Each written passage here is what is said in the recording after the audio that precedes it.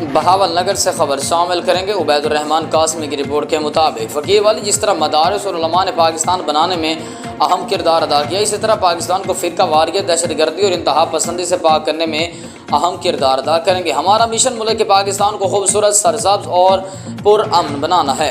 ہر مشکل گھڑی میں مدارس اور علماء اول دستے کا کردار ادا کریں گے۔ ان خیالات کا اعزاز زادہ مولانا پیر حافظ مسعود قاسم قاسمی، ممبر صوبائی امن کمیٹی حکومت پنجاب اور محتمم جامعہ قاسم العلوم فقیر والی نے سیرت خاتم الانبیاء کانفرنس کے عظیم الشان اجتماع سے خطاب کرتے ہوئے کیا۔ انہوں نے کہا کہ سیرت مصطفیٰ پر عمل پیرا ہو کر ہم دنیا اور آخرت میں کامیابی حاصل کر سکتے ہیں۔ انہوں نے کہا کہ نبی پاک صلی اللہ علیہ وسلم آخری نبی ہیں اور ختم نبوت ہمارے ایمان کا حصہ ہے۔ انہوں نے مزید کہا کہ جامعہ قاسم العلوم میں دینی تعلیم کے ساتھ عصری تعلیم بھی ضروری ہے۔